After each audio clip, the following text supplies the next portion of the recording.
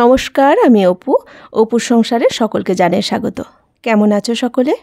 সেদিন লাউ বানিয়েছিলাম চিংড়ি মাছ আর নারকেল দুধ দিয়ে। তবে লাউর খোসাটা কিন্তু আমি ফেলে দিইনি, প্লাস্টিকের মধ্যে ঢুকিয়ে যত্ন করে ফ্রিজে তুলে রেখেছিলাম আজকের এই রেসিপিটা বানাবো বলে। কারণ পটলের খোসার ভর্তার মতো লাউ খোসার ভর্তাও দারুণ হয় খেতে। চলো রান্নাটা শুরু করি। লাউর খোসাগুলোকে আমি এইভাবে জিরি করে কুচিয়ে নেব। তারপর ভালো করে ধুয়ে সেদ্ধ করতে বসাবো।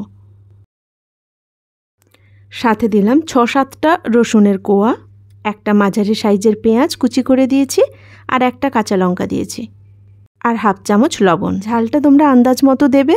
এবার ঢাকনা দিয়ে মিনিট 5-এর জন্য ফুটিয়ে নিলাম।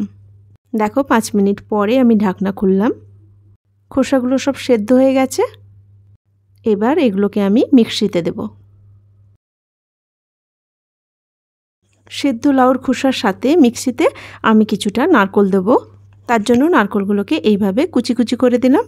যে কোনো ভর্তায় নারকেল দিলে কিন্তু স্বাদ অনেকটা বেড়ে যায়। তবে সবসময় তো নারকেল থাকে না, ছিল বাড়িতে তাই আমি দিয়ে দিলাম। তাই এটা সম্পূর্ণ অপশনাল, বাড়িতে না থাকলে নাও দিতে পারো। এবার সব কিছু দিয়ে মিক্সিতে ভালো করে পেস্ট করে নেব।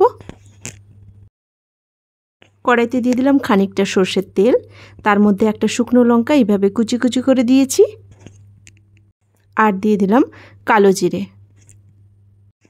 কয়েকটা রসুনের কুচি আর একটা পেঁয়াজের কুচি।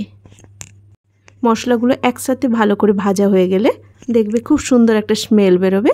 তখনই লাউ খোসার পেস্টটা দিয়ে দেব। মশলার সাথে পেস্টটা এইভাবে ভালো করে মেখে নেব। সামান্য লবণ দেব। লবণটা একটু আন্দাজ মতো দেবে, কারণ সেদ্ধ করার সময় সামান্য দিয়েছিলাম।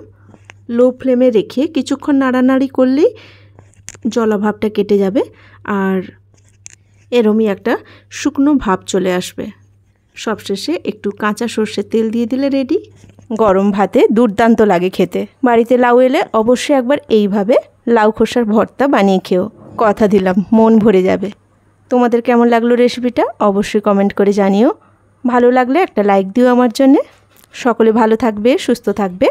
কথা হবে আবার পরের ভিডিওতে নতুন কোনো রেসিপি নিয়ে। আজ এখানেই রাখি। নমস্কার।